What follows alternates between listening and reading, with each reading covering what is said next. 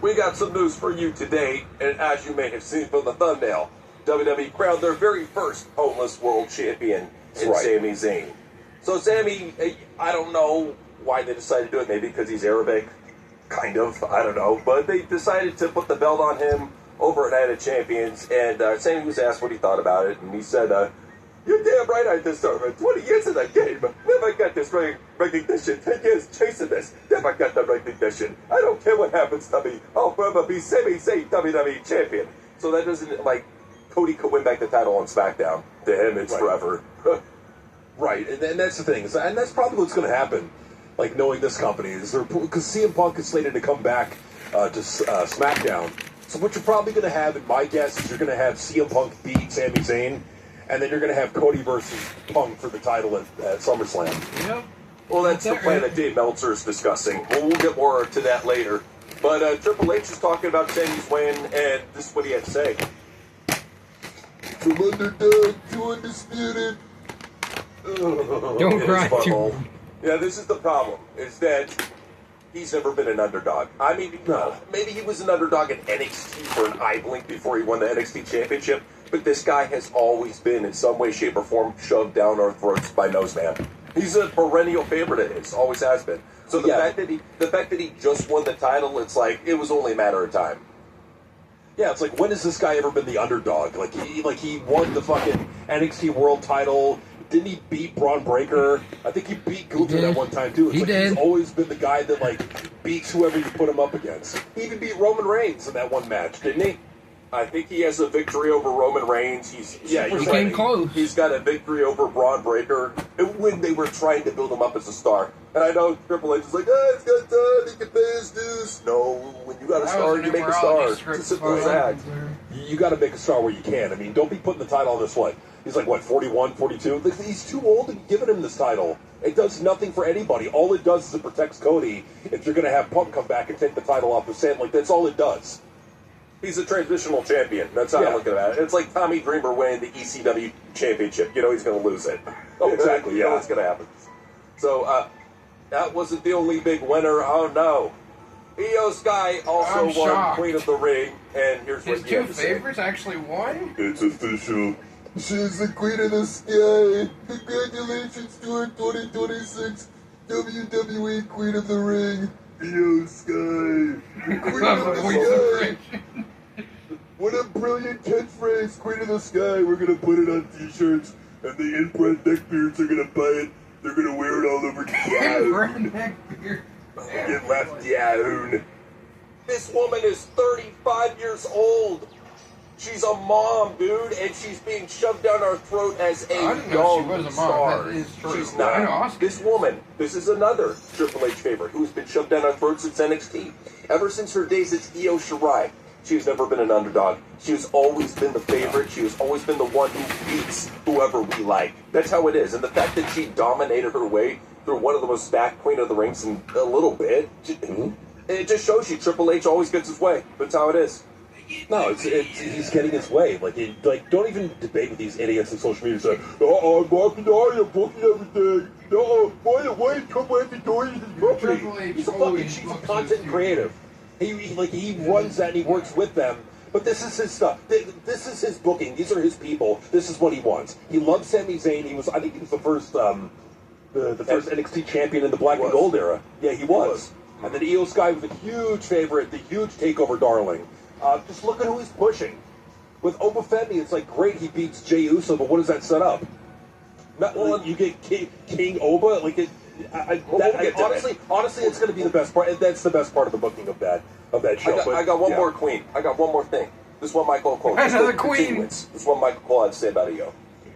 Not just the hashtag best women's wrestler on the planet, the best wrestler period on this entire planet. Oh, give it up. I hate him. He is the fucking worst. The biggest fucking dork in pro wrestling right now. There's nobody bigger than Big Dork Michael Cole. That's fucking what? That's to say that about Io Sky. He's just going along with the narrative. You just want to be liked on the internet, dude. Just admit it. I'm sorry. I'm just going to say right now, anybody that says that Io Sky is the best wrestler on the planet, just unsubscribe from them and just ignore them. They're clearly an idiot that doesn't know what good wrestling is. They're a hive mind dipshit. Right. no IQ, no critical thinking skills. Just go along with the flock. You know, that's what everybody else does. But, you know, you're talking about Oba. What this sets up for, what you're Best thing talking he's about, done you're in a asking while. what it sets up for. It sets up for basically a world title shot. What should The be booking a world afterwards, title like, shot at it's- SummerSlam if they don't do Brock Oba. But what's the point of bringing back fucking Brock Lesnar if you're not going to do Brock Oba? So the whole thing, I'm confused. yeah, the whole thing was being hyped up Brock versus Oba at SummerSlam. Now this is like they're just shoehorning this in there. Now, great. I mean, this is honestly the best part of the night, booking wise. I'm totally okay with this, but it's got to lead somewhere. It can't just be like, because I feel like they're gonna half-ass it, man. They're gonna half-ass whatever this King Oba thing is gonna be, because you can't trust the booking. You can't have any faith in Triple H's booking. The best thing that I can say about Oba is that they're going to try to at least protect him against a bunch of beatable mid-carders. They're going to try to build him up slowly. He will probably beat Brock Lesnar and retire him.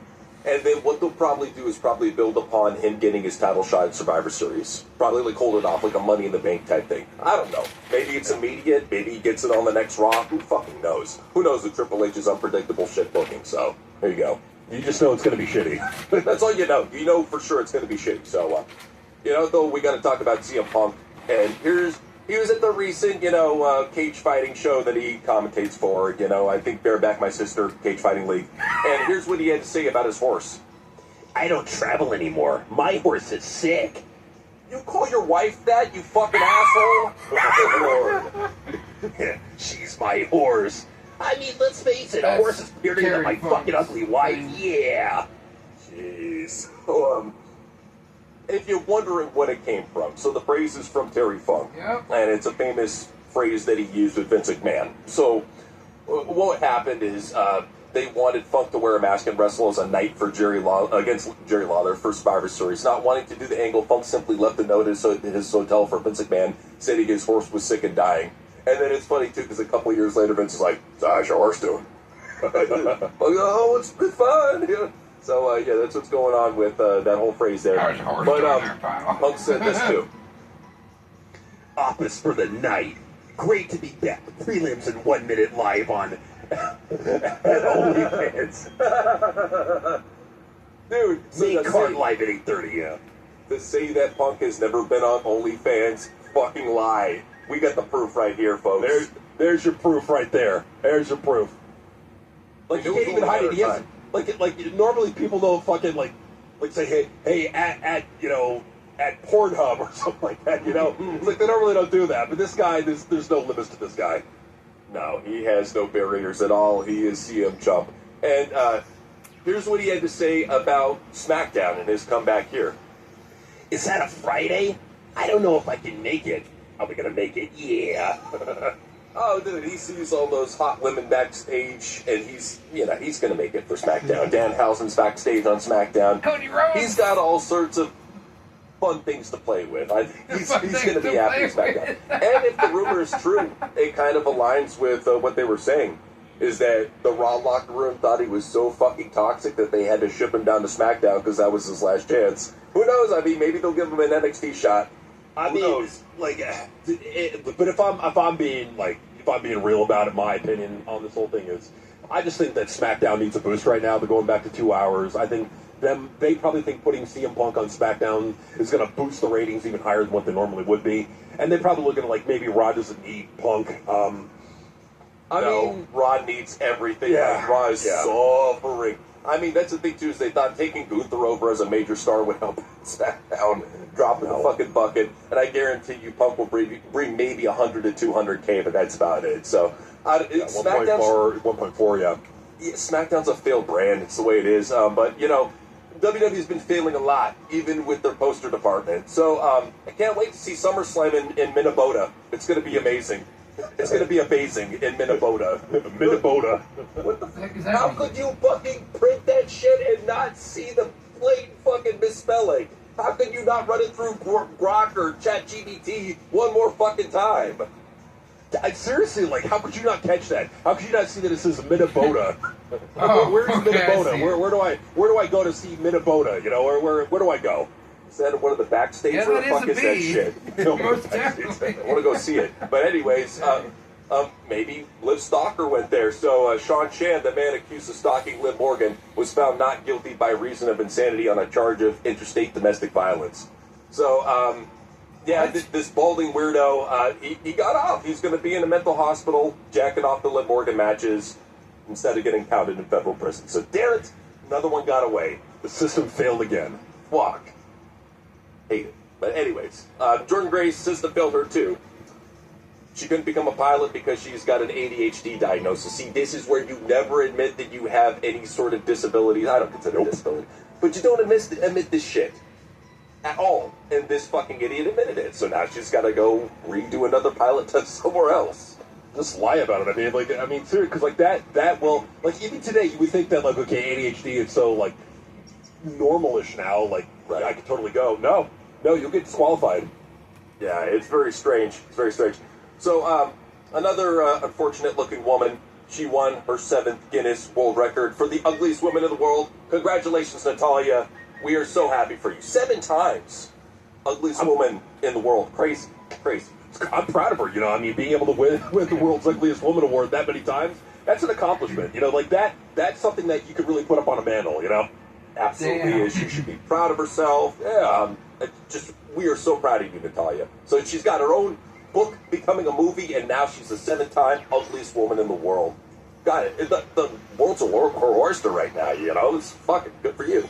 But, kind of, so I feel bad for her. She had to black out her ex account because the marks online were harassing her like they always do. You know how they do. So, It's a little ironic there, That's how they do. So, it's just, if you didn't see it, here's the soul botch.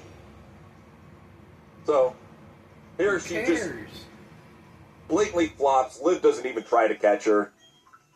Lyra with this clumsy fall on top of her. Liv looks like she's hurt, or she may be playing possum. I don't know.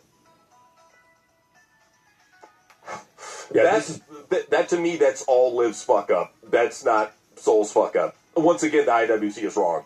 It's just a lack of chemistry. Yeah. But you should be there to catch somebody if they're falling from the top rope. That's my whole point, Yeah, well, Liv is also a tiny woman, so it's I could see it being hard for her to catch Soul Ruka, Well, she shouldn't be a wrestler then. Soul's 110? It's not like she's a juggernaut. Yeah, she's not that big. But yeah.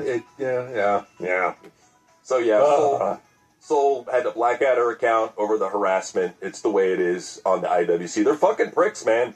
Oh, I know. They really are. But, I want to say I'm happy for a couple here. Trick and Lash, they got married. Trick said, let's talk about it. Lash said, I woke up a wife. I had my fairytale wedding with my fairytale man. So good for both of them. What a beautiful couple. Just a great couple. Probably the best couple since Cross and Scarlett. So very happy for these guys. Better in my opinion, but that's another topic for another time. Fair point. Though, maybe we might have another couple coming up here soon with Paige and Xavier. Checking out the England football team at FIFA World Cup. Maybe they're checking out a little bit more, Xavier was over in London, just saying. There's evidence. Yeah. Lots of evidence and stuff over that. So maybe she's rekindling the flame. We'll see. But I gotta say, Rock may be rekindling the flame with WWE because his Moana live-action remake is now tracking a bomb, costing around $200 million. It has had a pretty bad pre-sales for a while now and will open to $50 million, $70 million domestically. Now, it's a little bit older news, but just still showing you how big of a fucking bomb Rock's movie is and that he's probably going to come back to wrestling. Just saying. This is like a blessing in disguise because if it bombs hard enough, he's going to have to come back. And if he has to come back, The Rock, from the last time we saw, he got his way. He was able to, bring in Brian Gewirtz and do what he wanted. They need this. They need The Rock to come back. Wrestling needs big stars that mean something to come back, and he's a big star that means something. So, please come back, Rock. We need you. WWE needs The Rock more than any other star out there. But, I don't know if he's going to do that because he's kind of doing this Moana live stage. Maybe he does come back, but he's having fun doing this now.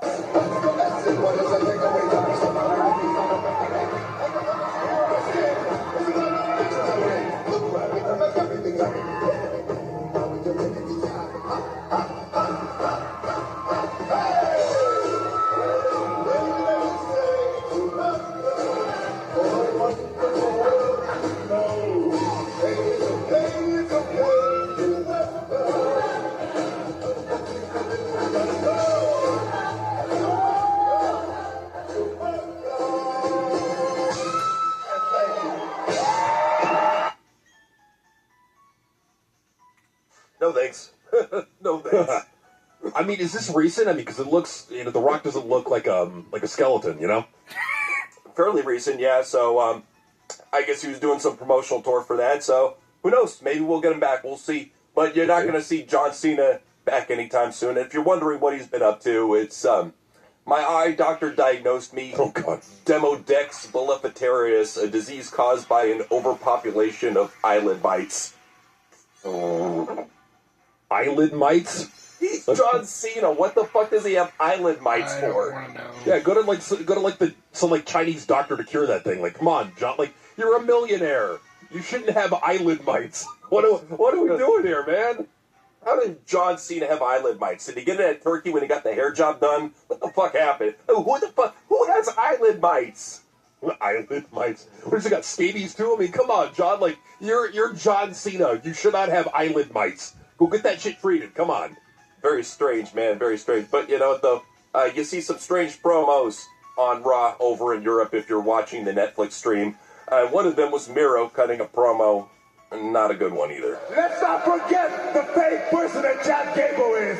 He took the same mask that I took, but that was okay. Then he pretended to be Mexican, and that somehow is okay. But I, Rusev and real, I have always been real, and yet, what's happening?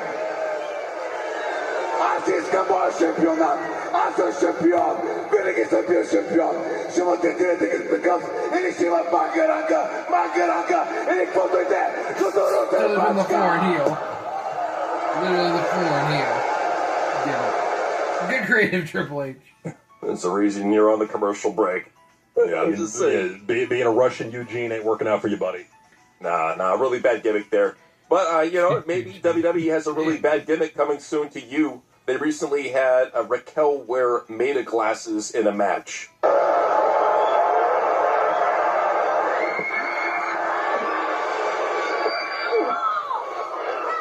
Freaking tower, dude. I'm so tired. Get out of here!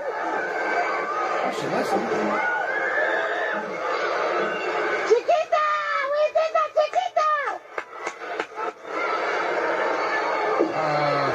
The ref not doing Guarantee anything you about they're going to make a first-person mocap game after that. Like, after Oh, seeing come that on. shit, I'm like, they're going to make it into a game. I'm going to tell you what. Like, actually, I kind of like that, and I would not mind if there was a segment on Raw where you had like some like a first-person wrestler match. And that'd be pretty cool. Like, yeah, Raquel does that in a match on Raw, and like that's your viewpoint. It's different, It's different, but knowing WWE, remember when they had the 4K cameras, how they overplay the shit out of that, they're probably Yeah, going to but- overplay it. I'm saying, just... Yeah, but this is different. Like, this is like a totally different perspective you've never seen before.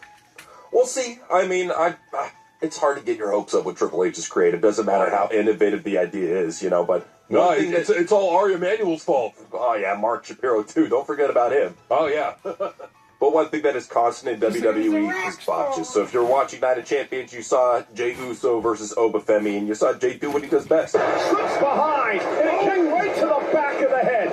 Slips behind, and it came right to the back of the head. Goofy, sloppy, drunk bum. Good Lord. This You guy, can't even drink in Saudi Arabia. What is he, drinking Kratom? How's he getting fucked up? maybe his brain is vodka. Who knows? I mean, like, to be stumbling like that. I mean, yeah, this guy should not be in a wrestling ring. He definitely should not be behind the wheel of a car. That for sure. No, not at all. That's just disgusting. The fact that they keep on pushing a guy like that in the main event that botches that much is terrible. Yep. But WWE has been having a lot of unfortunate turnouts over in the UK. So, yeah, it's Tarpathon over there. It just nobody gave a shit about that. And it got even to the point, check out the up close, they had to completely block out the top half. So not only is it cut in half of the crowd, but they had to completely tarp out the top half right there. That's bad, dude. So, a picture is one thing, but we got to show you some video of what this looks like.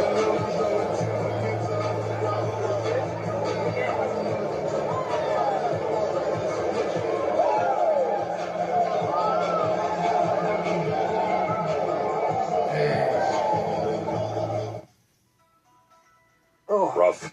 Oh, remember when they were making fun of AEW and Adam Copeland was like cutting promos to like half of the crowd. That's how it is for WWE now. Same thing. Getting rough, man. I mean, like, whether it's on honesty, but like, even though that's before the show, from what I could tell, that's still not good. Because we saw what the attendance looked like when the show was going live. I mean, you had those tarped out sections, you had and they sold that place out last year. So I don't want to hear any bullshit. Yeah, some lies going on right there, man. And that's what they do. They lie a lot. So WWE's pissed off that their episode got leaked online. I don't see why you'd be surprised. It's all formulaic, predictable bullshit anyways. You can already tell what's going to happen on most of these SmackDown cards without even seeing it. So I don't see what they're upset about. Just imagine, like, them actually getting pissed off, like, damn it, that Io Sky versus Mira Valkyria match got leaked online. No! Can't believe we're gonna see such amazing work rates early. Damn it! God, it's just like what they get mad about. The stupid crap they get mad about. It's just, it boggles my mind. This is why you don't let veteran mark wrestlers run creative, because this is what you get. They worry about like the wrong. Like, who cares about your episode of SmackDown getting leaked? Who gives a crap? That's nothing new. Like, you just put on the best show you can. And in fact, that could be a good thing, because if the show is exciting and must see, yeah, reading about it's one thing, but seeing it is another. Especially with how dead wrestling is, dude. Embrace any sort of publicity you get. If an episode gets leaked on YouTube, just allow it. That's why I say at this point, but they don't. They block everything. But they do got a new season of Unreal coming up. It's going to focus on John Cena's retirement tour. So, yeah, it's going to be even more unwatchable than the previous seasons. Cool. All right. Can't wait to see it. Not. All right. Not going to watch that shit. So there's got to be a scapegoat here, okay? Because the last two they had Road Dogg, or the last one they had Road Dogg as the scapegoat. I don't know who's going to be the scapegoat. That's my question. NC, who do you think it's going to be? Good old handful of cock Michael P.S. Hayes. Boom. Absolutely. They're gonna pin all the crap, all the dysfunction of the John Cena retirement tour. They're gonna pin it on Michael P.S. Hayes, and you watch. He's gonna be the next one to go. Probably. It seems to be the formula for now of how they get rid of people, embarrass them on Unreal, then cut them, and then they go get signed by TNA. So here you go. TNA. Oh yeah, we'll get to it. We'll get to it. Yeah. Yeah. So let's go ahead and talk about an amazing sale that WWE did. It finally sold for $50,035. I know it's to a charity, but still, somebody spent $50,000 on this. Do you know that was for charity? Yeah, we know it's for charity, but the $50,000 for a used lucha match, man, it's crazy. Now, granted, the money's going to a good purpose. That's good, but $50,000 for a mask? Get help. I want to know who the buyer was. Was it Dave Meltzer or was it Hunter Biden or somebody else? I want to know who the fuck bought that mask so we can roast them. You know who probably was? You know what'd be funny? Like, on the down low was probably Tony Khan. It's like, I got the fucking Americana mask. Fuck you. I could see him sending a proxy buyer like Kenny Omega in a wig and a dress with some fake tits. Yeah, I could see it. Oh, Kendall Omega. There you go. Yeah, exactly. You can see what's going on. So, I will say Big E, he probably is not going to step back into the ring. So he said, he doesn't want to do that because he really enjoys life with his fiancée, Kristen. He said, I'm 40 right now. There's many other things I want to do in my life, and I'm excited about what I want to do. And not only that, but he has a dedicated job with WWE where he doesn't have to take bumps. That's the best gig you can get in the business. I think he finally realizes that. So he's just like, yeah, I'm not going to step back. He'll probably come back like 5 years from now. But yeah, he's enjoying his time off, and as he should. Triple H goes like, look, I know your neck is broken, but we're really desperate. We need all the help we can get. Get in the ring and wrestle. Oh, Lordy. Too bad I sue your ass, Badu. He should. He should. I mean, because, like, I could see them getting that desperate. Like, and you're sensing it, like, all these companies, this desperation. Like, they booked themselves into such a shitty corner that they don't know how to get out of. Well, this is what happens when you have shitty mark-minded bookers. Like Triple H and Tony Khan and Hunter Johnston and Tommy Dreamer and Billy Corgan and Court Bauer. Like, this is what you get. Oh, by the way, the last episode of MLW, 33,000 viewers. And that's why, nobody cares about fucking wrestling outside of WWE because it's all dead outside of WWE. We still cover it. We still cover AEW one day. I think a week or two from now, I'm just going to move to Outlaw. It's like, what's the point? There's WWE. It's WWE and then everything else. That's just how it is. So, Well, it's like, what is there to talk about in AEW? It's like, they give me something like outrageous to talk about. again, we got a little bit, but not much. But let's go ahead and talk about the new J shirt that came out. Warning shot. Oh, it was already a retarded catchphrase to begin with, and they went ahead and just made a T-shirt out of it. Like everything that comes out of this guy's mouth, they're making a T-shirt, and that's not a good idea. That's why you get the AEW T-shirt department. When you just allow your wrestlers to come up with the most stupid T-shirt ideas. So Keep in mind, right here. keep in mind this guy's a babyface. You know what I wish? My wish for Jey Uso is this. I want Macho Man to rise up from the grave and yell, Copyright infringement. Why doesn't his family do something? You gotta know the genius is probably fuming like, how dare he disrespect my brother? Step in there, bro. Come on, defend your family name. Wait, did he die though, too? Like, did they both die? Did they both die? If that's the case, then bring Lanny Poffo back from the dead to fucking give this guy shit, damn it. I don't care. Give him his little genius tablet. Seriously. But like, let's go ahead and talk about WWE trademark Bakusaki. I don't know why. I guess they're coming up with some Japanese fetish wrestler, and here you go. That's what you get. Bukaki. We're not done with the Japanese guys. You're gonna be saying hi to Bakusai. I heard they signed Takahashi, so I think that's his name. Just saying. They signed Takahashi? I think so. So, yeah. Oh, the work rate, man. I'm telling you. Like, they're hyper obsessing on, like, the boring work rate guys. They're not bringing in any personalities, any stars. Just, if you can have a boring match, great. We'll bring you in. You know? This to me is the proof that Triple H is running shit, not Shawn Michaels anymore, because they're not trying to develop any new stars. They're just signing overrated indie talents and hoping for the best. And Takahashi, yeah, he was like kind of known in New Japan, but dude, you got to establish yourself to an American audience. He's not a big dude, he's a cruiserweight. It's like, this just follows in another line of pointless indie work rate signings for them to get jacked off by NXT fanboys. That's the only fucking reason why. Speaking of NXT, just real quick, real quick. I watched the last NXT. I'm never gonna watch NXT again. That was the worst. It pissed me off on all levels. It was sloppy. It was corny. This Aaron Rourke guy, I don't got a problem with him being gay. Well, I don't got a problem with him being gay because whatever. I got a problem with him looking like some fucking ham and egg or jabroni. This guy looks like a crackhead you'd see on the street in Philadelphia. That's what he looks like. He does not look like a superstar. None of the people on that show look like stars. It's awful. NXT is, in my opinion, the worst wrestling show on TV, period. That's the perfect sig right there. So what a week it has been for the WWE Evolve Glampian Aaron Rourke. Tuesday, I made my NXT debut against Tristan Angels and won and retained my belt. Wednesday, I faced Max Abrams for said championship and won again. And now Friday, I get to face CJ Ballard, the Nightmare Factory, for the WWE Evolve Championship. And guess what? I'm going to win again. Why? Because that's what Glampians do. So CJ, it might be your dream to battle for a WWE Championship, but I'm going to show you that I'm your worst nightmare. This is why we hate on him. This is why we hate on you, Aaron Rourke. It has nothing to do with your sexual orientation. It has to do with your fundamentals. Fundamentally, you're not a good in-ring professional wrestler. On the mic, you're not a good mic worker. You have nothing compelling to say. You say the same factory standard babyface bullshit that every other wrestler says. Your look, you're basically just copying every other gay wrestler that came before you. Adrian Street did it way better. And that's the whole thing, too, is at least it was a character of heel and outrage back in the day with Adrian Street, with Goldust, with characters like that. Even with Velveteen, with you, we have to take you seriously and respect you being a flamboyant goofball who has nothing to show for it besides his sexuality. Let's face it, your gimmick is your sexuality. And when your gimmick is your sexuality, that's what we're going to judge you on. You don't want to be judged on your sexuality? Then find a fucking gimmick. Because the Glampian is not a fucking gimmick. No, well, there's no personality to him at all. It's just this low-key, toned-down, I'm gonna be the Glampian guy. Honestly, Sean Ross Sapp is a better promo than this guy. This guy is awful. He is, but we gotta show his opponent that he faced CJ Ballard, who's not much better. Since the beginning of the Mod Squad, I've always felt as though we were missing something.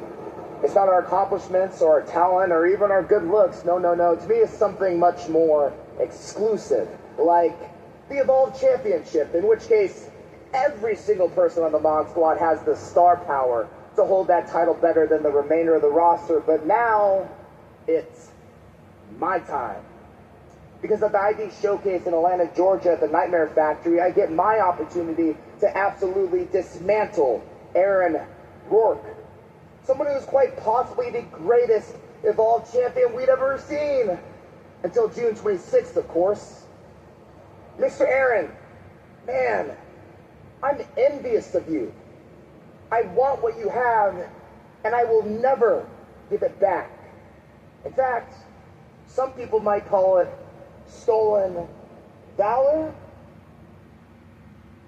Wow, Evolve is a fudge factory. That's all I gotta say, man. Like, it's just like, but like, to me, the biggest issue with Evolve that I'm seeing is there's just very low. Like, they've taken the standards, they've taken that bar, and they've like lowered it down into the basement. It's like honestly, anybody could be a pro wrestler. You could literally take some fat slob out of the crowd, put them in a ring, put a microphone in their hand, they could probably be a wrestler. They could cut a promo on NXT. Like, this is how low the standards are. Like, this is the problem. Like, it's not just the creative. The creative is a problem, don't get me wrong. Boring creative is an issue. But it's also, like, the low standards when it comes to the talent. This guy is in NXT. Aaron Rourke is on national TV. Like, how low are we going to let the standards get lowered in WWE? This, to me, is the problem. No, not everyone can be a pro wrestler. I don't care what Shawn Michaels has to say or Triple H has to say. Not everybody can be a pro wrestler. It's not special if anybody can be a pro wrestler. Well, that just shows you that who they got scouting and who they're using as teachers. Gabe Sapolsky is fucking terrible. He's been since Ring of Honor. Gabe has always been really fucking bad. And the fact that he hasn't made any stars. I mean, even Kendall Gray, yeah, she's got some physical talent. She's got a way to go when it comes to personality, character, mic skills, all that shit. But that, like, he doesn't make talent. He just makes in-ring workers. And even then, you look at Evolve. That's why we couldn't even get excited when Nikita Lyons won the title. It's like, who gives a shit? It's Evolve, you know? You know it's not going to go anywhere. It's not going to mean anything. And quite with Nikita Lyons, I mean, like, without the outrageous curves that she had before, I just don't care as much. I'm sorry. I'm keeping it real. Like, it may offend some people. Hey, you know what? That's totally fine. This is just how I feel. You know, like, I need something that's going to hook me and appeal to me, all right? And hot chicks are going to appeal to me.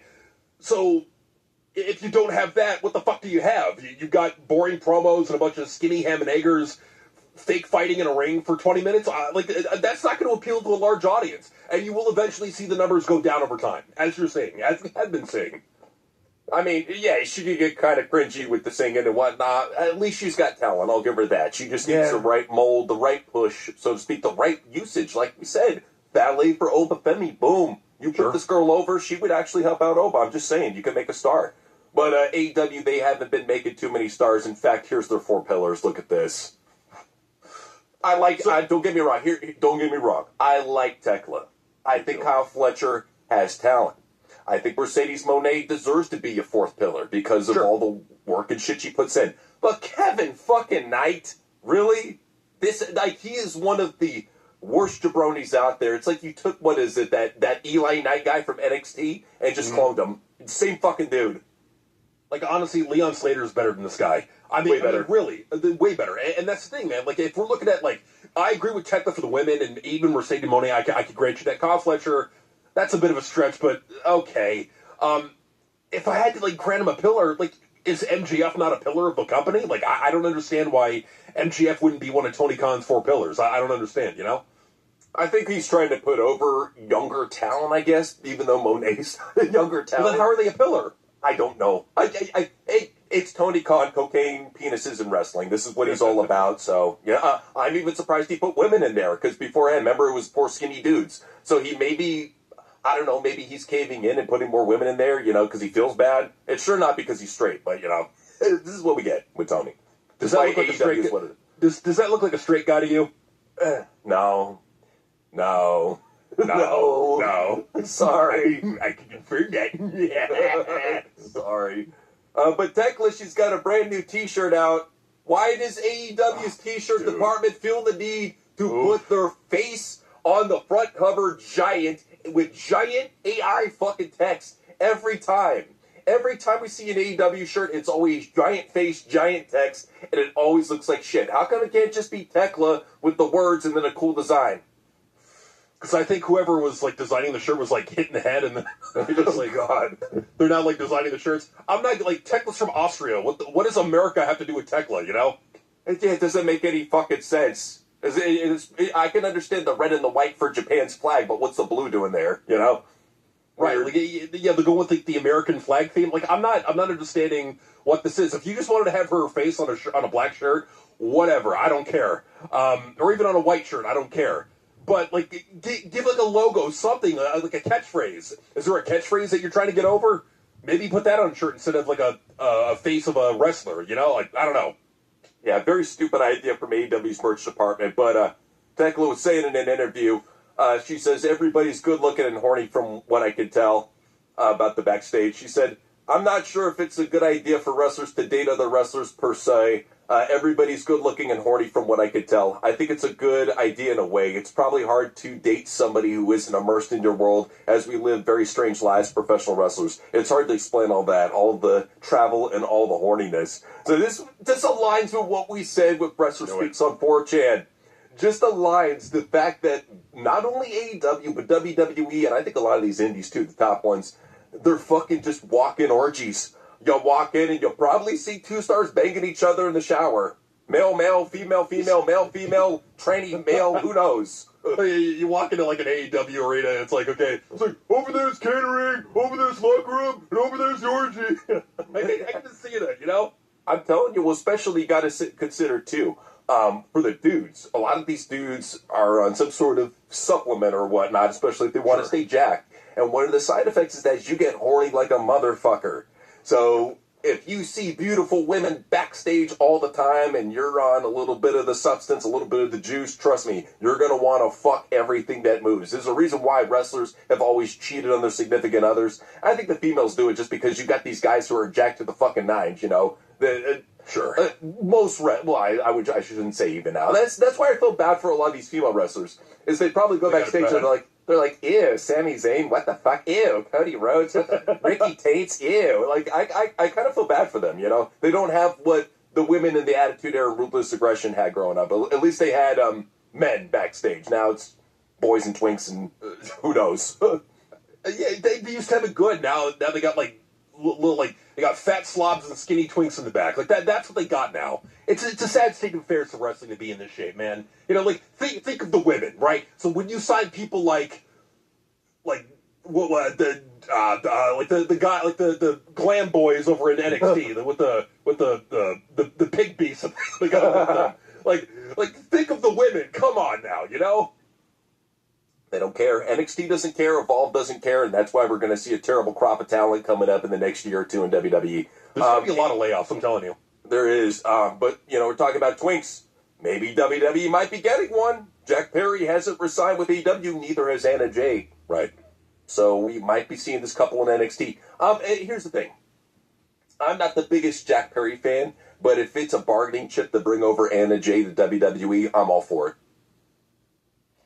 I'm all for it too, but I wouldn't rule out TNA entirely because I think they are trying to make moves and I think they are trying to bring people in.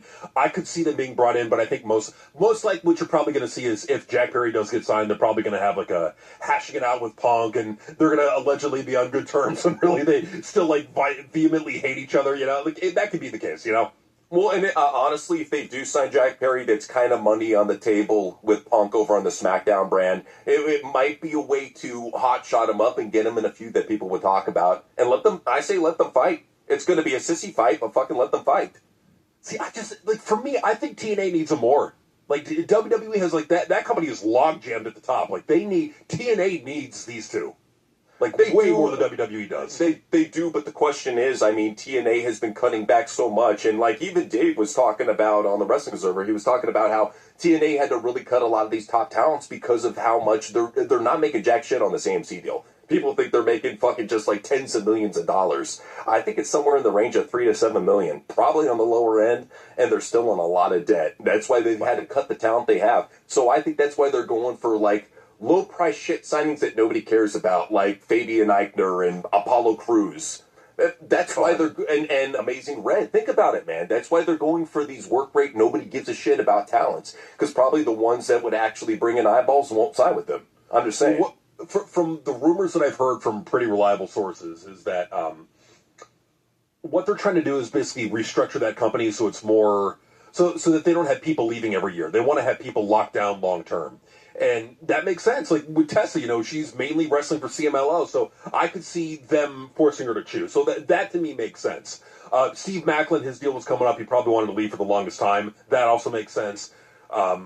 Mike Santana, like they're losing a lot of top people, man. Which is like they're going to have to spend money. Like they're not going to have a choice, and so I could see them spending money for Jack Perry. I could see them spending money for Anna Jay. I could see it. I got to counter that. I think what they're going to do is they're going to elevate their mid-carders right now. You're probably going to see Elias step up, Mustafa Ali step up, AJ Francis step up. All those guys who have been in the mid-card for a bit, they had Dolph Ziggler retain at Slammiversary. So I think they're just going with their core right now and cutting out everybody that they can and then building up with a bunch of nobody indie guys. I hate to say it, man. TNA is one of those companies you want to have hope, but you kind of have to give up on it, especially if they hired Road Dogg. Just saying. Well, okay, so with that company, if they elevate M by Elegance to be the top knockout, I'm cool with that. She's beautiful, talented, good promo, great in the ring, just good in all aspects. Looks like a star, all that. So I'm totally cool with that. But with OVW, so I've been watching a little bit of OVW. The creative is awful, but they do have some good mic workers in OVW. They got some attractive women down there. They got some people that you could make into a star. Most of them are jabronis. I'll be real. But it's and if they're recruiting from there, like you could probably build people up, and I think that's what they need to do. They need to start building up homegrown again. But with Hunter Johnson as your head of creative, I don't know if that's going to work. I think you answered your question right there, man. With OVW as their pipeline, they can. Well, here's how they're looking at it. They can afford to let Mike Santana go over to NXT. They can afford to have Leon Slater go over to NXT. And then what they can do is elevate who they got right now. Guys like Mustafa Ali, he's probably going to be in the main event. Apollo Crews, he's probably going to be a fit right into the X Division right there. I think they're just going to elevate who they already have, and they'll probably bring in some OVW guys to fill the gaps. I mean, with the women, like you're saying with Katie Gannon, they have people that they can add into TNA's knockout division to make it something cool. So I'm not against that. Yeah. But I think that's how they're more so looking at it, is cut all of these talents who are costing too much money and then just pay these OVW scrubs. Like NXT, really. I mean, it's a Triple H strategy. It works out if you're lowballing. Well, and I'm not opposed to it, too. Like, it makes sense financially for them to be doing that, and it's something they should have been doing. Like, ideally, you got to make new stars. You can't just keep signing a bunch of these expensive veterans. You got to be building homegrown. So I think even the TNA fans want that. So you got to build from within, but the building from within comes from good creative.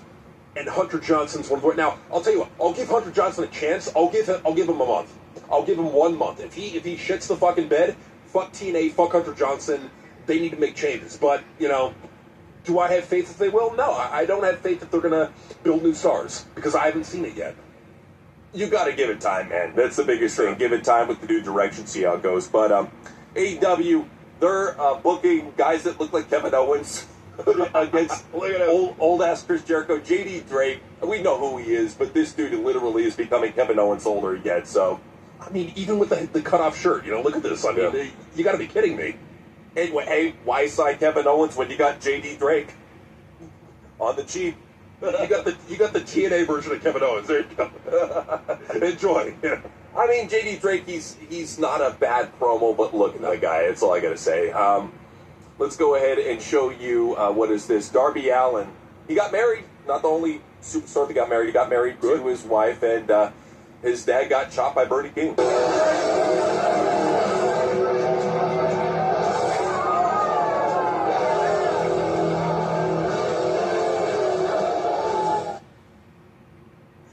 And dad is laughing like, that's it, you fat pussy. Oh, man. Like, I've seen pictures of what his wife looks like. I mean, not bad. Kind of attractive blonde, Good for him. No, he did well. He did well, and yeah, he's a cool dude, so we're okay with that. Yeah. But let's go ahead. We got to go over ahead and talk about some Breaking Bones news. There's a couple Breaking Bones news pieces here for this week, so let's go over to them. All right. Let's see what we got here.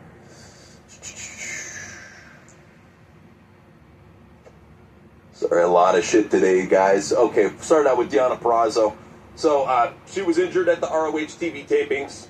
So, big surprise. And it was against somebody who just injured somebody last week on Breaking Bones News. Love this. Deonna Purrazzo was reportedly injured during a match at Ring of Honor's television tapings in Jacksonville against who else but Steph DeLander. The belt was stopped. The extended nature of the injury are not known. But this just goes to show you that DeLander has been awful. Hurt Shotzi and hurt Deonna in less than a month back on the indies. God, she's awful. She, within the course of 1 month, she's injured Shotzi Blackheart and Deonna Purrazzo. Terrible. Good God. I wonder why TNA let her go. I can't imagine why. Why would you let go of talent like that who's injuring 2 top talents in a month? In 2 different companies. Yeah, when we heard that she got released with Mance Warner, we're like, fucking, please never come back to the big league. Stay on the indies forever. You're both useless. Thank you. But unfortunately, Shotzi Blackheart's on the indies, so... Ugh. Yeah, way it goes. So, Piper Niven, she was talking about her neck injury. 6-week post-stage surgery coming up today. Everything fusing nicely. Neck straighter than my sexual preferences. Good Lord. Because it's Pride Month, you gotta let everybody know you're still a fat gay chick. Everybody knows. This is my problem about gay people. It's they always have to let you know, I'm gay. It's we know. Oh, come on, we know.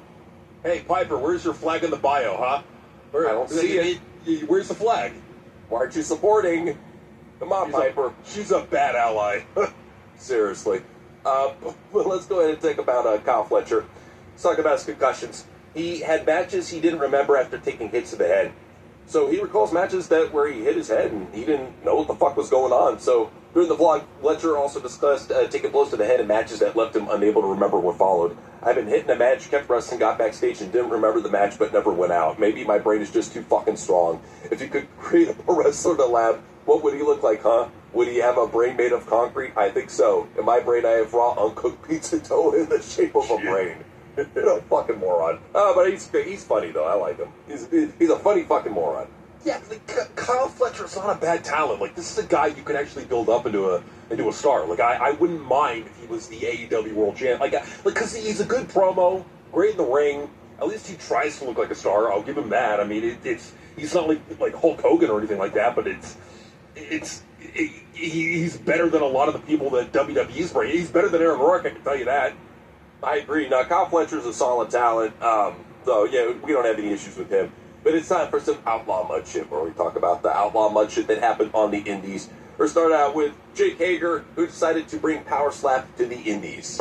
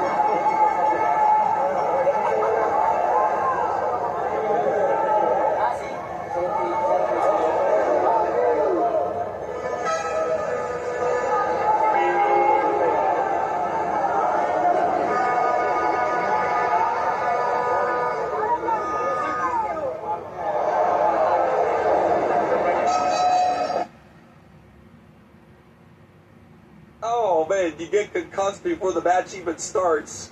The poor guy. Man, you could tell he was concussed. He was wobbling, ugh. I mean, dude, that guy, Jake Hager could legitimately concuss you if he smacked you upside the head. I mean, that ain't no joke. That's what I'm saying. Yeah, you can't fuck around with power like that. So I will give, let's be serious for a moment. Joe Doring, he was going into hospice. He passed away at 44 years old. Yeah, we send our condolences to his family and friends. Tragic loss here. Yeah, shitty to see. But let's talk about TNA and all the shitty things that they have done. So, Uha Nation debuted at TNA.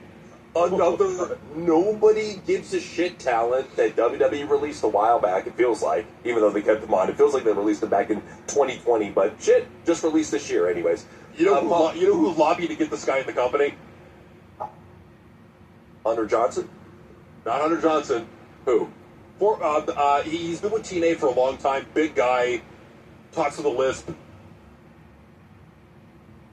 You gotta be more specific. Who? I'll love to bring him into the company. Oh, Moose, okay. I mean, if he's Moose's buddy, then okay. Yeah. I mean, Apollo gives them the work rate that they're looking for, and if he's a cheap contract, I get it.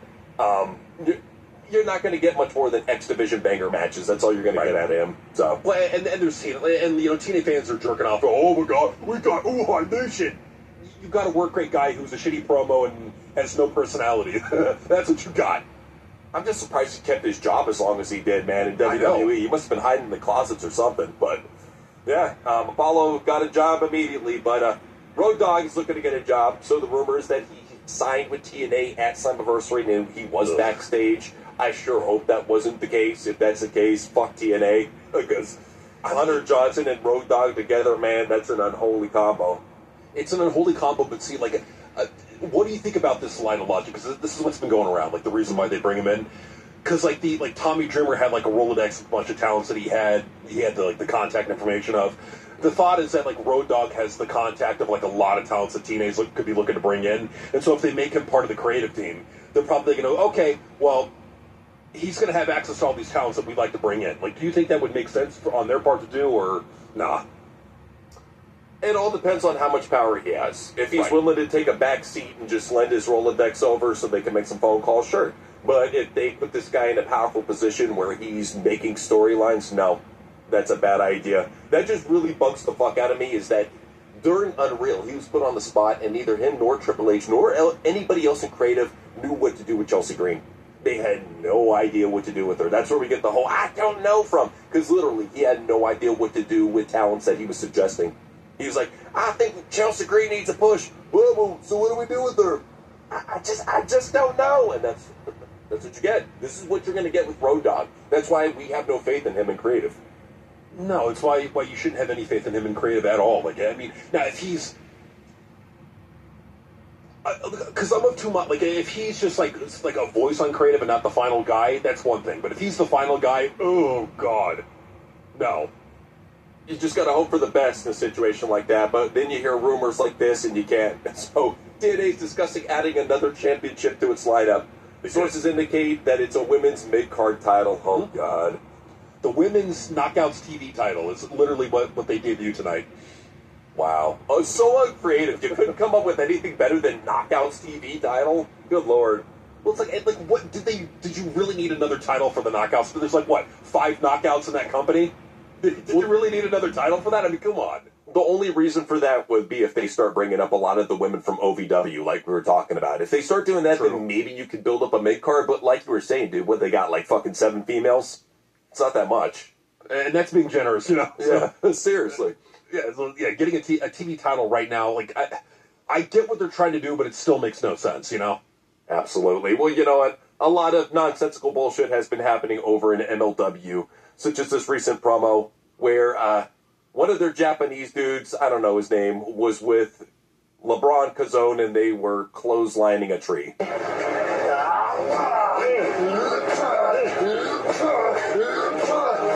my God! Oh, this you good? Yeah. All right. All right, boy. Yes. Yeah, more, please. More, yeah. What's oh my God.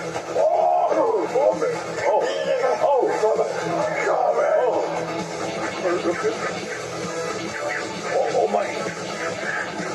What is that? Oh my God.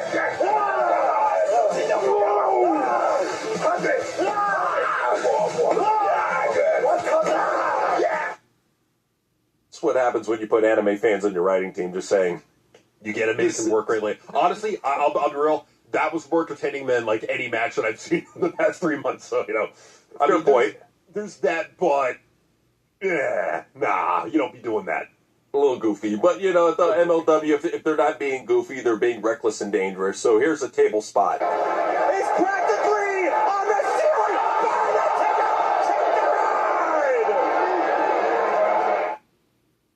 ceiling. Jeez. Was that Josh Bishop in there that rolled off the table? I think so. Smart man. Good.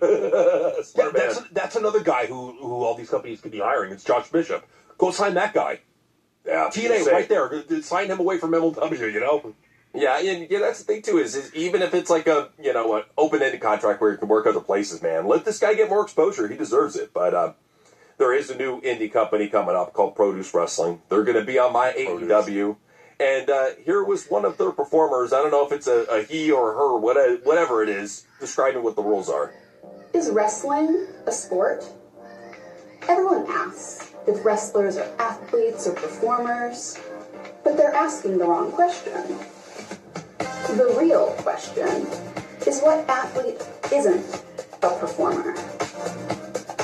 Produce is wrestling that celebrates the minds, bodies, and creative spirit of professional wrestling. Pro wrestling can be chaos, and that's why Produce has rules. Rope breaks will be enforced to 5 seconds. Tag teams must use the tag rope in standard tag team matches.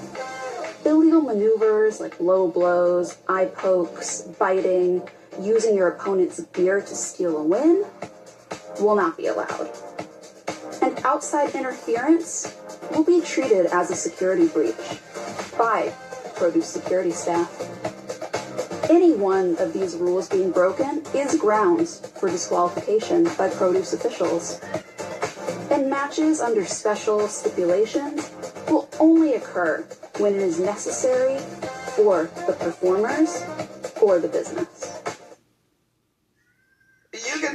You can tell maybe he has a vagina, but why get dressed as a drag queen that does, library readings? What's up with that makeup? You probably shouldn't be drinking champagne before you do a promo, because it'll sound drunken like that, but I mean, when you think Produce Wrestling, what I'm thinking of, some goofy comedy shit where they come out dressed like Fruit of the Loom characters and have matches, that would at least be something funny, like a gimmick to tune into, No, what you get with this... Goof shit wrestling, What you get with this is you thought Ring of Honor was rule-orientated. What they basically do, I don't know if you remember the Pure title in Ring of Honor and the weird fucking rule set it had with that. It's basically like the whole fucking rule set for the Pure title took over the company. So you have a company based on just pure in-ring technical work rate and rules. Yeah, that's what wrestling was built on, rules. No, wrestling was built on a gimmick and spectacle and giving people a reason to watch, giving something that appeals to them. What about this company is going to appeal to anybody that has their plate full of wrestling shows that they already watch? Why am I going to add Produce Wrestling onto the plate, Because they take wrestling seriously as a sport. At the very end of the promo, she's like, if you consider pro wrestling ball, you'll come check out Produce Wrestling. What a mark. Oh, my God. Yep. Appealing to the IWC like they do best. It's all these promotions. But that's who they every are. one of them. I know. They are that. Yeah, they are what they appeal to. That's the funniest thing is they shit on the fans the fans don't have a right to have an opinion. Meanwhile, they're doing mark shit like this. I tell you, we weren't kidding. The wrestlers are the biggest marks by far and away.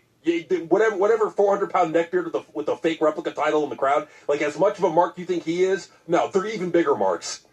Well, because think about it, this is all they talk about all day long. It's insane, man. You got to take a little bit of a break from wrestling, but they won't do that with Tommy Dreamer. They're putting him under the fire. So ex-AEW wrestler Danny Jordan felt degraded after Tommy Dreamer's grab spot. So he's apparently he's getting Me Too'd right now. Good. And then another chick came out, Ash Sabbath, and said, just remember that Tommy Dreamer slid into my DMs almost 2 years ago. And there's nothing in here that says anything about it being sexual.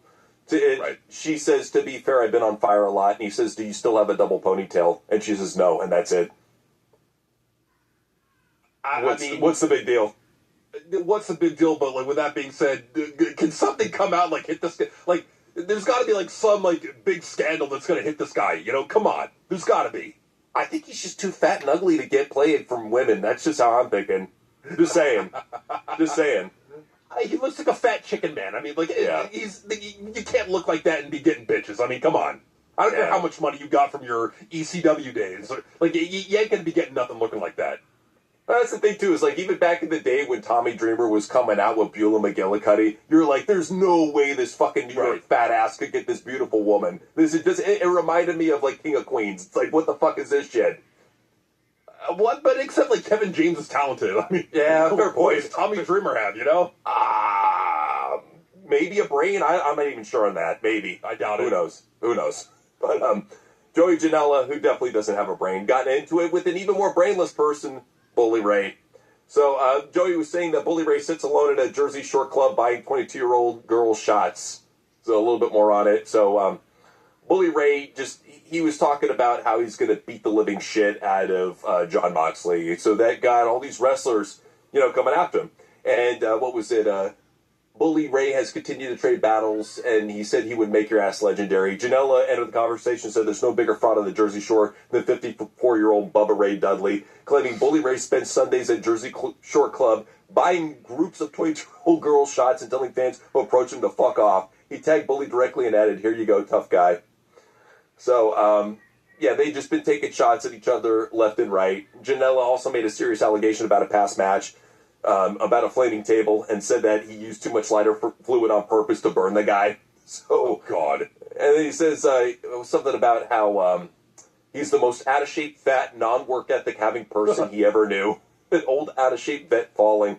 So, they're looking to fight each other. And even Josh Barnett got in on it, too. And Barnett had said, he'd give him a legendary ass-kicking. So, Josh said, interesting take there, Bully. Mox can handle himself just fine, so he doesn't need me to fight any battles for him. But if you ever have the itch to feel what would be like to have your ass kicked so thoroughly to the point of epic humiliation, I can help you with that. I can not only beat the shit out of you, but do so in a way that makes your ass kicking legendary. For you anytime, just ask.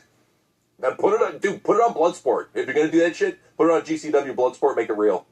Put it on Bloodsport, have Velvet Sky sitting front row. There you go. Yes. Fuck yeah. And have her judge the event. Shit. So this one fan said, I mean, Bully could call Brock the big tall ass just like Brock's called you. And I said, blah, ha, ha, ha, ha. That you think Brock could do anything for Bully, let alone fight me for him, is stupendously amazing. Just goes to show you nobody fucking likes Bully Ray. One of the most hateable veterans out there. Like, everybody hates this guy because he's been a dickhead for the longest time. Egotistical dickhead, too. CM Punk without the talent, I guess, maybe. Well, it's not like he offers you anything. Like, what's he going to give you? Amazing ratings when he comes? No. A great no. A great match? No. What do you get? What do you get from him other than some big fat warbling idiot who goes out there and no one cares about? What are you getting from the guy? The only way you could really make any use of him is as a comedy character, like an Alex Jones impersonator that just gets his ass beat all the time and make him a jobber. That's the only way you could really make money out of him. But honestly, like that would be like a nice little ironic Carmen Justice there. Make him just a fat pussy guy, just a fat bitch that goes out there and gets his ass kicked. I love it. I'm down for it. But we were talking about the video about Moxley, getting his ass beat. Here it is. So Mox, at a BJJ tournament, he obviously has no idea what the fuck to do. No. Should have grown a beard like Tom Hardy and competed incognito, but no, he went in there as Jon Moxley and got tapped out with the triangle. Like, he doesn't even know what the fuck, this dumb fuck doesn't know what the fuck to do at all. Gets tapped out immediately, this fucking white belt loser. Look at him all red-faced, like, oh, what happened? What the hell? I should fucking shit myself a drink before this match. What happens? You just shit yourself and you drink before the match, you lose. Well, this is what happens when you drink gasoline and go and have like a sparring match. Don't drink gasoline. You'll become Jon Moxley. You don't want to become Jon Moxley. Never, ever do you want to be Jon Moxley. But, though, I will say I'm proud of Mystery Wrestling because they just had the longest match ever. So Mystery Wrestling broke the record for longest match ever with its massive Infinite Rumble. So the 243 entrant match featured numerous Power Rangers, Batman, Miles Morales, Teletubbies, Santa Claus, the Grinch, and Ghostface. So almost a full day, 21 hours, 58 minutes, this took place. So I don't know if they were setting a record or whatever, but I will give them credit for being something different, you know? I will give him credit for being something different, but we all know where this leads. This is going to lead to some fucking, like, 400-pound, 4 IQ idiot on social media going, basically, my take on a 21-hour, 58-minute, 49-second match. Why can't every company? Well, and then as you can see from this match, there's nobody in attendance. That goes to show you they can't have people in attendance for 22 hours straight. That's fucking ridiculous to ask for. Right. So yeah, I mean, no, these fans are fucking psychotic, and they probably would ask for that. But, you know, maybe you might see this now in the mystery wrestling. They're looking for the freak shows out there. So here's a midget that's suing Dinklage and Disney. Yep, 50 inches tall. So that makes me a midget. But I know people over in Britain, they don't use that word. They do use the C word and the FAD word, and I heard that a lot. But when we went to do a wrestling show, that was all. The cop showed up and was threatening to arrest us for using that word. And I was like, I just heard him call his friend a CUNT, and my wife and my mom would kill me. All American women will kill us if we use that word. So, it's also crazy. When I got over there, I didn't expect to be such a little country. And I mean, I'm a midget, but your country's like, it ain't even a country, it's like half a state. But, hey mate, I need a lawyer, because I'm going to be suing this company, along with Peter Dinklage, so I need a UK lawyer, because that's where they shot it at. And good thing that I have 6 years, because I have time. Bloody hell. I paid good money to see Peter Dinklage get stomped down by a gang of midgets. They fucking hate his ass. He's the most hated midget ever. I mean, look at this guy. You don't want to fuck with him. He's with the Lollipop Guild. They're going to fuck you up. That's what I'm saying. If the Lollipop Guild comes after Peter Dinklage, his ass is toast. That'd be a great movie. Just a bunch of midgets stalking down Peter Dinklage. That's what we need. That shit, like, I wish that was a gang. You know, just like a gang of midgets called the Lollipop Guild. Fuck yeah, man. That's what we need. They do like bank robberies and fucking like robbing liquor stores and shit. Oh, that'd be great. And if they got a problem with it, they're just racist against fucking midgets, you know? Yeah, if you don't let me rob your liquor store, you're prejudiced against midgets. Yeah, you bastard. That's what it all comes down to. But you know what? I will say I'm proud of one midget. He's getting quite a music career going. So here's his latest music video. I be staying calm. I be feeling lifted. I don't want to talk, better mind your business. I just want my money long, get extended. I'm a wrestler, so I gotta do my fitness. Yeah, feel good, dressed in all black, just like he would. Yeah. You don't want none, better fall back. I really think You figure a guy who's like a cruiserweight, he's like a fast wrestler, would have a fast rap style. He's one of the slowest rappers I've ever seen. Yeah, that was like really, really, really, really, really slow. And like I wondered what he was thinking when he was recording that. It's like, was he thinking that was good? Like if you were to ask him, hey, Leo Rush, watch this shitty music video that you just did. Do you actually think it's good? And what would he say? It's fun. Yes. That's what he would probably say, and that's yeah, whatever. Leo is Leo, but let's go ahead and talk about NWA. They got a deal going with Tubi. Good for them. So now they're on Tubi and Comet. And here's the crazy thing, too, is NWA, you know, a lot of people talk about MLW Fusion, that deal happening. They talk about TNA's ratings. NWA right now is kicking both their asses. Yeah, it is. So I'll give them credit for that. Well, and that's the crazy thing, too. It's like you wouldn't expect like NWA to be getting like 50,000 viewers, maybe at most. No, they're getting like 200,000. Like, it's crazy how many people they're getting to watch. Yeah, it really is. It's just, they're making the most out of those deals with Common and Tubi. I'll give him that. Billy's doing what he can. At least he's making a quicker paced show, you know, than most of these match-based indies. So good for him on that. But one show that we always put over is JCW. But unfortunately, we got to talk about the good and the bad of JCW. So Caleb Conley gets new JCW World Title belt with his face on it.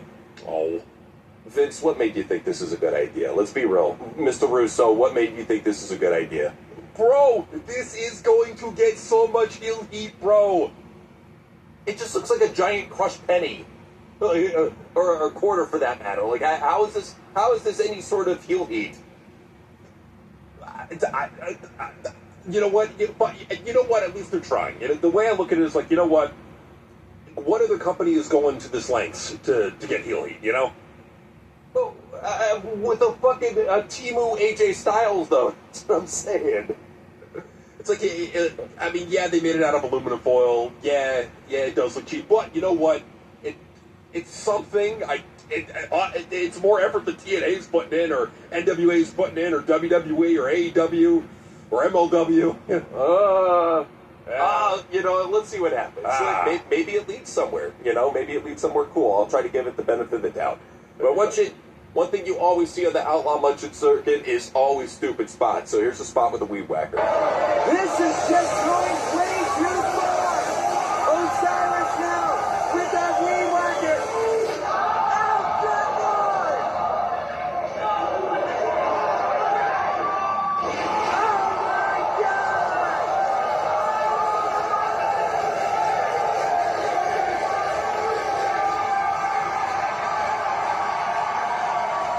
The Black Jabroon.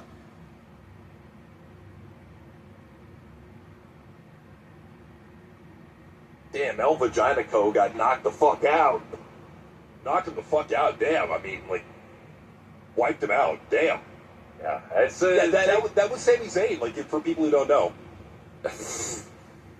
He was taking bumps a long time back in the day. Now he's just taking them behind Triple H or in front of him. Either way. So that's what's going on there. So let's go. You know? That it is. Put his dues in. So let's go ahead and talk about a little bit more Outlaw Mud shit here. We got a couple clips. Let's go and show you. First one is a guy by the name of Ben Bishop, who we always put over on here, but he was doing his impersonation of terrible wrestler car promos.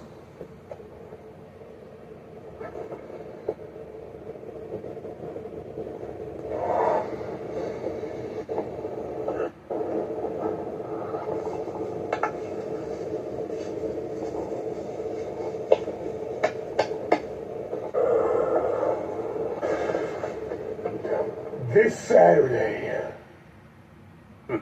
Spot on. Spot on, man. Like, okay, so remember that Jack Vaughn guy, the bald guy with the glasses that would make fun of the indie wrestlers? Yeah, he's an OVW, isn't he? He's an OVW. Get that guy too, man. Get them, bring them to TNA. Fuck. I think that Ben Bishop is one of the best free agents out there. Richard Holiday, I think they're the top two right now, but I agree. Here's Bishop impersonating what it's like to wrestle the stinky guy at an indie show. You wash it, yeah. I'm kind of superstitious. I don't wash mine. Also, I'm on Mark. What's your finish? I'm gonna kick out at 1. How long you been working? That's okay, brother. I'll talk to you in there. I'll talk to you.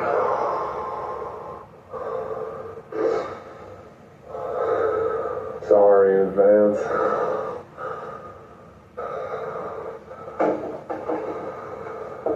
Can't wait to work with you. We're gonna have a banger.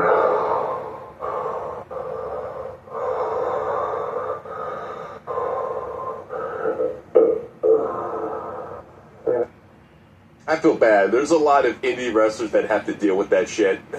I would hate having to deal with that. God, and they're out there too, and there's like a lot of them too. Like there's a bunch of stinky motherfuckers that you gotta wrestle. Like I kind of feel bad for the wrestlers that got to deal with that, man. It's kind of gross. You got to think, with no money going into the indies nowadays, how many indie wrestlers do you think are homeless? That's a good question. That's a really good question, man. With rents going up and housing prices are going up, you got to imagine a good number of them are homeless or living out of the car. Just saying. I'm not trying to put it.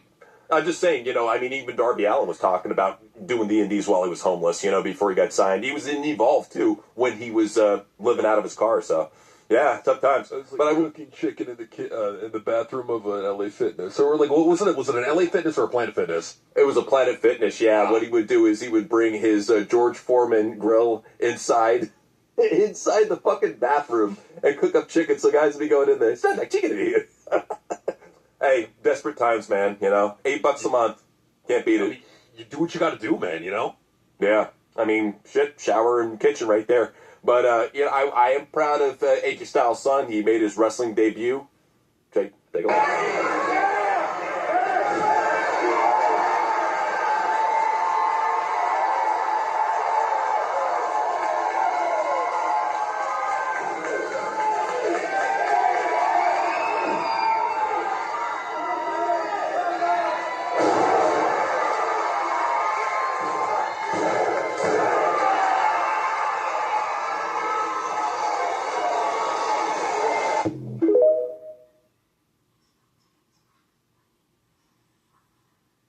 kid hit it clean for his first match.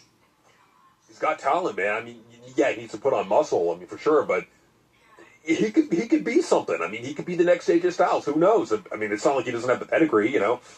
Yeah, definitely got a good teacher. So, I mean, with him spending more time with his family, maybe he does this mentor his son and make him better. We'll see what happens. But, you know, though, you were talking earlier about Sean Ross Sapp. He showed up on the indie circuit, and he got hit in the face with a baby.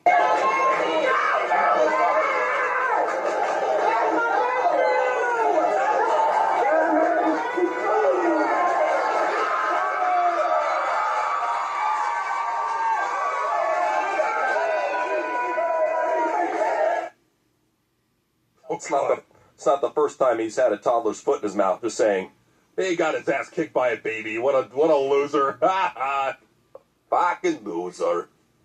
Jeez, like that's just the worst right there. But you know, that just shows you the indies, man. You get your ass kicked by kids. It's terrible out there. So it's time. Yeah, it's time for old school road stories, where we talk about the old school road stories that happened. Started off with this one. This is a weird one. Apparently the Power Rangers were in negotiations, or Vince wanted to negotiate with the Power Rangers. So the plan was to bring in James David Frank and make him a special guest referee for a casket match between Undertaker and Yokozuna. But Saban owner of Saban Entertainment was like, nah, we want to sully ourselves with that. So they went with Chuck Norris instead. So, weird story. I mean, there you go. You know, I mean, fuck. In my opinion, upgraded. Just saying. Yeah, major upgrade. Yeah, big time. Yeah. So let's go ahead and talk about Heyman. So Paul revealed he worked multiple WWE Raw shows with a catheter and a PICC line. Oh, God. So he said, I end up in the hospital. Shout out to White Plains Hospital because, wow, they took wonderful care of me. I end up in the hospital, and all I'm asking is, you know, I have to be out of here by Sunday night because I have to be on the jet on Monday to go to Raw. They're looking at me saying, you have a very serious infection. I mean, they're bringing in people from infectious diseases because I'm allergic to penicillin. Number one, and number two, any antibiotics they're giving me, none of them are working. The infection's getting worse. My temperature is rising, and the effects of the infection are taking hold, but I won't miss work.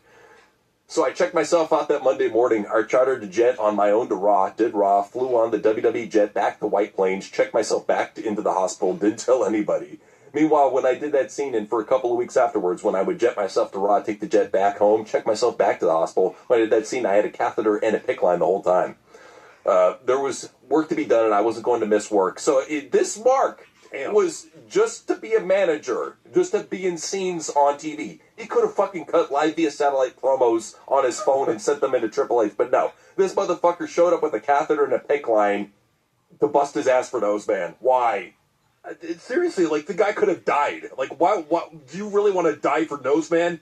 Is that who you want to die for? Paul Heyman? Come on. Don't be a mark. Yeah, it's some serious Mark shit right there, just saying. But, speaking of Marks, yeah. Punk had a story to tell about, he had machine guns pointed at him during the Chris Jericho incident with the Brazilian flag. So, whenever you're ready. Yeah.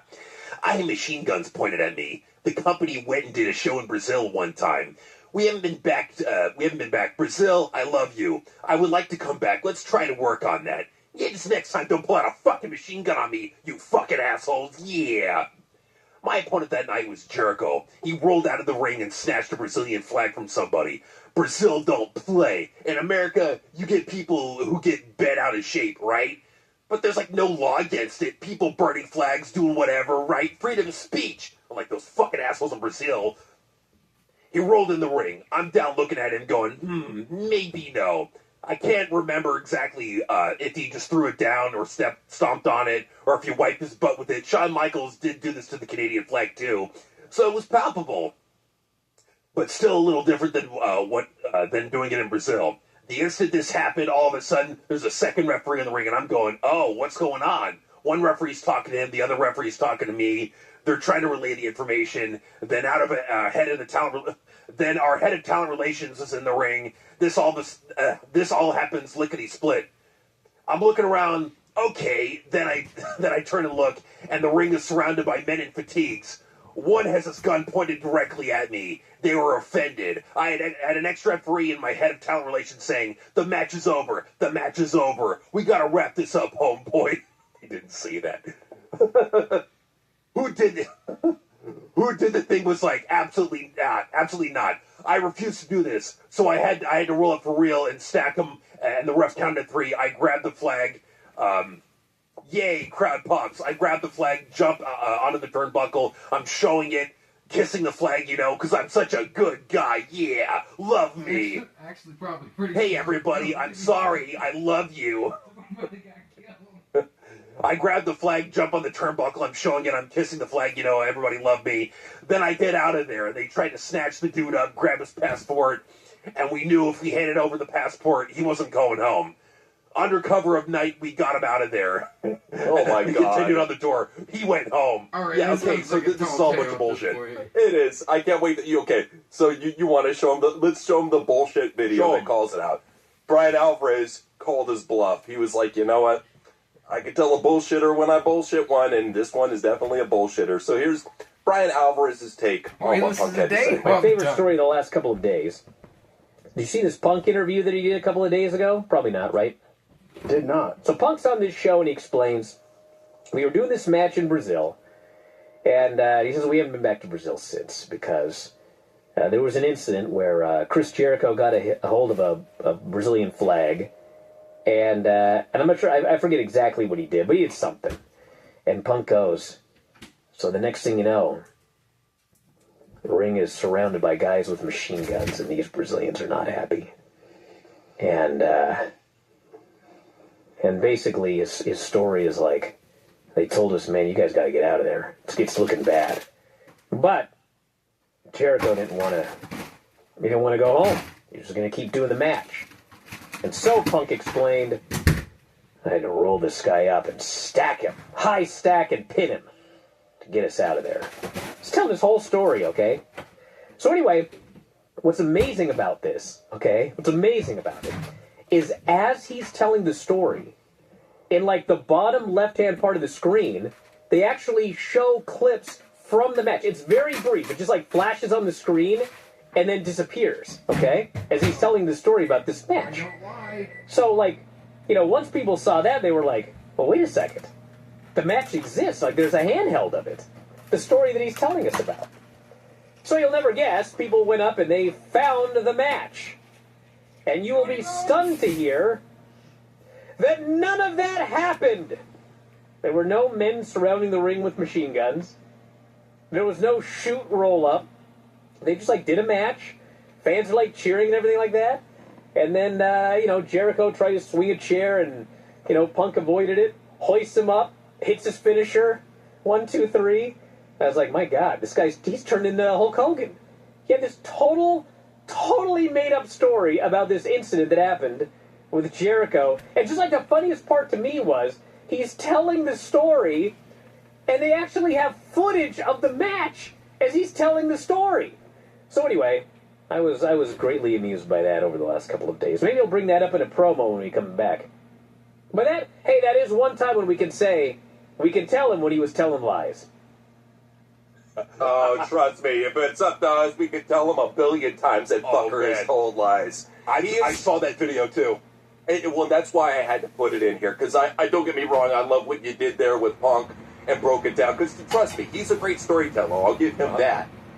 But Brian Alvarez just called his bluff and said, there's video footage out there, Buster Brown, and after that he's fucked, so, yeah. I would love, Brian Alvarez picks up his phone, it's from an unknown number, he's like, who the hell is calling me?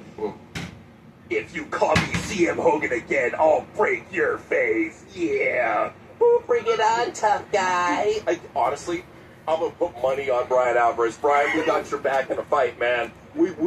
I'll put as much money as I can on your ass to beat Punk. I would bet 200 on Brian Alvarez. Yeah, 200 easy. Yeah. You're gonna win. You're more than likely to see CM Punk can't fight. Yeah, it's easy money. Easy money. So, and it's time for Cody Rhodes. It's Duck-Faced Dog Lover. And our first Cody quote is about Triple H's job and how hard it is. So here's what he had to say. Oh, please. In the wrestling space, nobody has a harder job than Triple H right now. There's never been a booker in the history of the business that has just been beloved and reserved the entire time. No one can do this not better than he can do it. Loved and revered, motherfucker. There are people, like, wanting him to get fired nonstop on social media. What are you talking about? That's what I'm saying is Triple H is one of the most hated bookers of all time. And the only reason why he's still around is because he signed a deal. That's it. He's one of the worst of all time. There's no question about it. But Cody, he had to talk about being the face of the company and how hard it is for him. Cody Rhodes weighs in on who the current face of WWE is. I am the face of WWE. I don't know if I feel that in my heart. There are times where it's so ironic to me, particularly given my family's history of fighting against WWE and Jim Crockett Promotions, as well as my own personal journey of leaving and then coming back. Oh, I love coming on back. Oh, yeah. That's such an irony. I've been WWE champion for the better part of the last 3 years. So he's starting to question his push. Maybe he pushed to have Sammy win the title just to switch shit up. Who knows? I don't know. But, I don't know about that. I think I have a little bit of imposter syndrome. You should put the title on Sami Zayn. It could be, man. I think you know what it could have been? What's up? Absence will make the heart grow fonder. That's what he might be thinking, man. I'm telling you, maybe it's only for a week, but hey, it's still a week of Cody Rhodes without the title. But here's what he also had to say about his job. It's my job to be the one who's always here. It's my job to be the one who doesn't leave you. Believe, Cody, go away. Dude, just please go to Hollywood and film a bunch of shitty movies. I think you'd be a better comedy actor than you would be a wrestler. Just saying. Or go to West Hollywood. There you go. There you go. There's jobs for you there. Plenty of jobs on the street. Lots of street jobs. But, Cody believes that there's no one better at booking shows than Triple H. Not a single person on this planet. He would only say now. Would he say this if he were at AEW? No, not a chance. No, of course not. Because keep in mind, he's the one who broke the throne that Triple H sat on. So, I love it how when he said that, what did Braun have to say? Ratings say otherwise. Lol. Braun Strowman went ahead and said that. Love it. Nice. Damn. That's what I love is I love it how he doesn't even give a shit anymore. He's like, you know what? I moved on to competitive eating shows. I don't have to care about wrestling anymore. So, good for anybody who can escape the Hollywood or your own TV show. You fucking made it, man. You got out of wrestling. You won. Leave it at that. I haven't looked into the